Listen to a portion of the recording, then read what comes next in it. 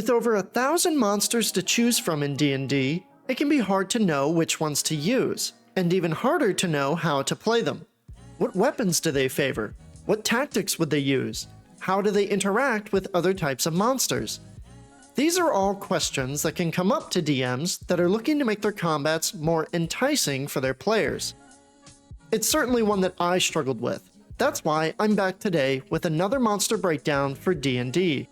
Hello again everyone, I'm Bill from Altroll, and today I'm going to dive into a brief history of a D&D creature, how that history was adapted into 5th edition, and how this lore can help game masters make their combat encounters better. So, whether you're here for the cool lore breakdown or for the combat breakdown, I'm hoping to give you a lot more to chew on when it comes to the monsters we face in D&D. For our 4th episode, let's get back to basics by going over another staple minion that's common to see but hard to master, the Kobold. In its original history, a kobold is a mythical sprite hailing from 13th century Germanic mythology. Similar to goblins, they were small, human-like figures who were commonly depicted as spirits who helped with chores so long as they were treated with respect. Kobolds were not innately mean-tempered, but they would get into a lot of mischief if they felt slighted, leading many peasants, miners, and sailors to create dens for the creatures with offerings of food or drinks. Since those times, kobolds haven't been as popular as goblins, but still pop up in other media such as World of Warcraft, Magic the Gathering, the Might and Magic series, and Dungeons & Dragons. While their history may be slightly similar to the goblin, the comparisons grow when looking at their history within D&D. Like goblins, kobolds were in the very first editions of D&D in 1974, simply described as creatures similar to goblins. They were originally depicted as hairless humanoids with small horns, living in dark forests or underground in aggressive tribes. It wasn't until 3rd edition came out in 2000 that they were given a bit more identity, with additional lore relating them biologically to dragons and giving them a more scaly, reptilian appearance. In 5th edition, kobolds are described as cowardly, subterranean reptiles that are very weak physically. As egg-laying creatures, they mature very quickly and can live to be up to a century old. Unfortunately for them, many do not live to be 100. Their weakness makes them easy prey for larger monsters, so they band together in the hopes that their superior numbers will win against their stronger foes. This can happen from time to time, but any victory typically ends with massive casualties on the kobold side. While not the strongest monster on the block, kobolds have an innate affinity for traps and tunnels. They dig their tunnels to be small enough for the average kobold, but to hinder larger monsters who may attempt to follow. Those foolish enough to do so will be met with a variety of traps, ranging from tripwire spikes to trapdoors that lead to pits of acidic goo. Kobolds are at their best in the darkness, being sensitive to sunlight, but having excellent dark vision that complements their subterranean lifestyle. They also have innate advantages with their sheer numbers, moving in large packs to overwhelm their opponents when all else fails. When not struggling for survival, kobolds spend most of their day worshipping dragons and serving them as their minions. Some may choose to emulate them by creating tiny hordes of their own, hoping to be one of those lucky few who are chosen to be dragon shields, champion kobolds gifted with power to protect a dragon's eggs with their lives.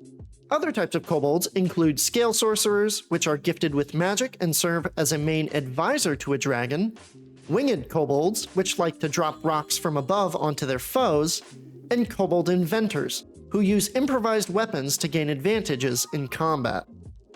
Of all the dragons that kobolds worship, they mostly revere Kurtulmak, a vessel of Tiamat who was tricked by a gnome to be trapped in an underground maze. Because of this, many kobolds hate gnomes and pranks of any kind, and the most fervent kobold worshipper may set out to the Underdark to try to free Kurtulmak from his prison. So, according to their lore, kobolds are weak creatures that band together in underground dungeons and caves to serve the evil dragons they worship as demigods by defending their lairs and attacking their enemies. Now that we've examined how kobolds exist in the lore of D&D, let's pivot over to how they're represented mechanically. To do this, we'll need to take a deep look at their stat block. Shown here is the kobold stat block. Let's go through it section by section and look at what's exactly listed here and what it means in terms of understanding the kobold deeper. Starting at the top, we have the kobold's size, creature type, and alignment. Size in 5th edition defines the space a creature takes up in combat, with a small creature taking up a 5 foot by 5 foot square or hex on a battle map. The rest of the dimensions, such as height and weight, are left up to interpretation, but we can use the D&D 3.5 edition Dungeon Master's Guide to look at the ranges we can use. On this table, small creatures range from 2 to 4 feet in height and weigh between 8 and 60 pounds. Next up, their creature type is humanoid, with kobold in parentheses. Kobold subrace includes regular kobolds, winged kobolds, dragon shields, kobold inventors, and kobold scale sorcerers.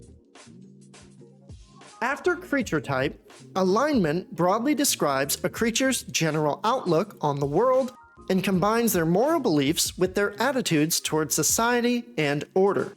The alignment of the kobold is lawful evil, meaning they methodically take what they want within the limits of a code of tradition, loyalty, or order. Below that top bar are the rest of the kobold stats, which are essential for the mechanical play of the creature by the Dungeon Master.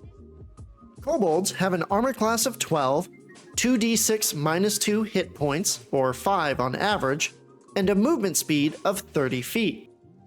When it comes to their ability scores, the kobold has 7 strength, 15 dexterity, 9 constitution, 8 intelligence, 7 wisdom, and 8 charisma. With 10 being average for an ability score, this means kobolds have high dexterity, below average constitution, intelligence, and charisma, and low strength and wisdom. For their skills and proficiencies, kobolds have a proficiency bonus of +2, dark vision out to 60 feet, a passive perception of 8, speak common and draconic languages, have a challenge rating of 1/8, and award 25 experience points when killed. For special abilities, the kobold has 2, sunlight sensitivity and pack tactics. Sunlight sensitivity states that while in sunlight, the kobold has disadvantage on attack rolls and perception checks that rely on sight. Pack tactics states that the kobold has advantage on an attack roll against a creature if at least one of the kobold's allies is within 5 feet of the creature and the ally is not incapacitated. Finishing up with their offensive actions, kobolds are typically represented with 2 weapons, a dagger and a sling. The dagger is a melee weapon that has a +4 to hit, a reach of 5 feet, and deals 1d4 +2 piercing damage on hit. The sling is a ranged weapon that has a +4 to hit, a normal range of 30 feet, and a long range of 120 feet, and deals 1d4 +2 bludgeoning damage on a hit. Now lastly, one thing not explicitly listed in the books is the environment a creature is typically native to. When using online resources, we can see that there are certain environment tags that indicate what places the party is likely to find this monster in. For kobolds, their tags indicate that they can be found in the Arctic, coasts, deserts, forests, hills, mountains, swamps, the Underdark, and urban areas such as cities or towns. Now that we've examined what's laid out in the stat block, we can begin to examine how kobolds behave, how they would think, and how to get into the mind of a kobold if you were to use them as a dungeon master. How do we do this? Well, we'll take what we've already been shown in the lore and stat block of the monster and compare that with how that information is intended, referencing tactics and interpretations from The Monsters Know What They're Doing by Keith Amon. If you want to check out his book for yourself, that is going to be linked in the description below. Let's start by going through Amon's key assumptions one by one and relating them to the Kobold as we go. The first of Amon's assumptions is that most creatures want, first and foremost, to survive. If it's seriously wounded, it will try to flee combat. Exceptions to this are fanatics or intelligent beings who believe they'll be hunted down and killed if they do flee. Seriously wounded can be subjective, but we can safely assume that threshold of when a monster will run away to be around 1/3 of the monster's maximum hit points. With an average of 5 hit points, 1/3 of that would be rounded up to 2. So, if a kobold is reduced to 2 hit points or less, it will attempt to flee combat. Next, let's analyze the kobold's mindset, starting with their alignment. On the scale of good to evil, good creatures tend to be friendly to others, whereas evil creatures are hostile to others. On the scale of lawful to chaotic, lawful monsters may try to capture or non-lethally subdue others, whereas chaotic monsters may kill them. Since kobolds are lawful evil, we know 2 things about their behavior. First, kobolds will be willing to capture, imprison, or even enslave those they defeat in battle, unless some code, contract, or other loyalty states that they shouldn't. Second, since they're evil, they will be outwardly hostile to other creatures, especially good ones. Continuing with their mindset, let's dive into their mental ability scores. Kobolds have an intelligence of 8. Based on Amon's guidelines, a creature with an intelligence of 8 to 11 is unsophisticated in its tactics and largely lacking in strategy, but it can tell when things are going wrong and adjust to some degree. So for example, if a kobold has been missing their attacks against a target for a couple turns, they will begin to see that their current strategy isn't working, and either try to move to another target or find some other way to make it easier to hit this target. Kobolds also have a wisdom score of 7. Based on Amon's guidelines, a creature with a wisdom of 7 or less has an underdeveloped survival instinct and may wait too long to flee. This means that despite their survival instincts put forward in the first assumption, a kobold will look at an 8-foot-tall Goliath barbarian with a great axe and charge headfirst towards them with nothing but a dagger and a hope that they might be the one to kill them. Now that we've established how they tend to think about combat, let's look at the kobold's physical abilities, which will establish how they fight in combat. Amon's guidelines put forward the following assumptions. Creatures with low strength will always try to compensate with numbers. If their numbers are reduced enough, the remaining group will run away. Creatures with low constitution will prefer to attack from hiding, since they lack the hit points to stay in prolonged engagements. Creatures with high dexterity will prefer to attack with ranged weapons, and if it's intelligent, the creature may lay traps as well. A creature with a feature that gives it advantage or gives its enemy a disadvantage will always prefer to use that feature. To recap our earlier examination of the kobold, they have low strength, below average constitution, and high dexterity.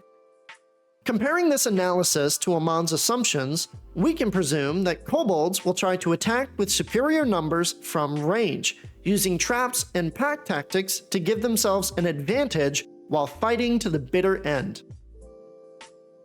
The last major assumption we'll need to look at from The Monsters Know What They're Doing is that in D&D 5th edition, unless otherwise specified, any creature gets their full movement, 1 action, 1 bonus action, and 1 reaction, just like any player character does. Amon posits that any creature that exists within the game world will have evolved in accordance with this rule, and it will seek to obtain the best possible result from the action economy of the game. This means they will combine whatever movement, actions, bonus actions, and reactions are available to it for the best possible outcome.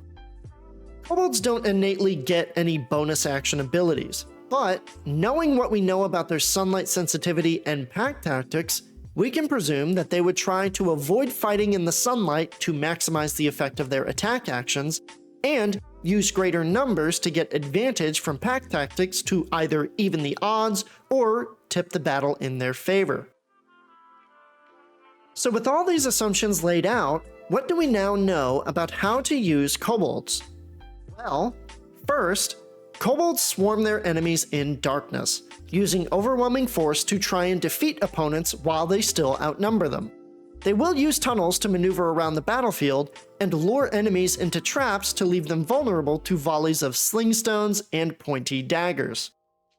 Second, kobolds prefer to attack from range first, then swarm into melee once the element of surprise is gone. Unless the opponent is hindered by a trap, kobolds will tend to have 2 to 3 kobolds attack any one target, in order to take full advantage of their pack tactics. If a kobold is left as the only one attacking a target, they may run away to focus down another target with any remaining kobolds. Third, kobolds target indiscriminately for the first couple of rounds, but if they see more vulnerable targets after a round or two, they are smart enough to know to switch targets. Fourth, despite their survival instincts, kobolds aren't wise enough to know when to flee combat, and will tend to fight to the very last even if they're doing little to no damage. That being said, if they lose their numbers advantage, they are likely to begin rethinking their choice of attack and maybe run away and regroup to attack later. Fifth, if kobolds win a combat, they're likely to take their opponents captive, bringing them to their dragon master as an offering, or holding them prisoner just to taunt them.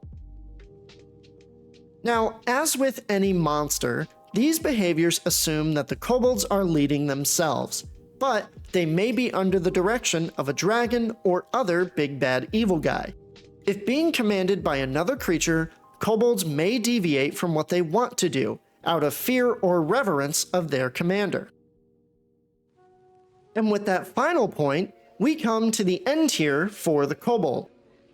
A cowardly minion through and through, the kobold seeks to overwhelm their foes in a sea of bodies that can wash away unaware adventuring parties. Now, most people view kobolds as simply being a weaker goblin, filling in the same role in adventures as a puny lackey for lower level parties to squash on their journey to fame and fortune. But I actually really like kobolds. I think their tactics are different enough from the goblins that they probably deserve a little more love from game masters and some of the official modules. But what do you all think of the kobold? If you'd like to chat about it with us, you can do so over on the Alt-Roll Discord, which is linked in the description below. While on the server, you can pop into our courses that teach the basics of D&D, and we'll have a Google form you can fill out this weekend where you can put forward what monsters you want to see us break down next. If you like what we do here, supporting us on our Ko-fi helps a lot. And if you're interested in more content like this, giving the video a like or a comment helps us get our videos out there for more people to see. For now, that's all I had for you today. Thank you all so much, make sure to have a great rest of your day, and I'll see all of you next time.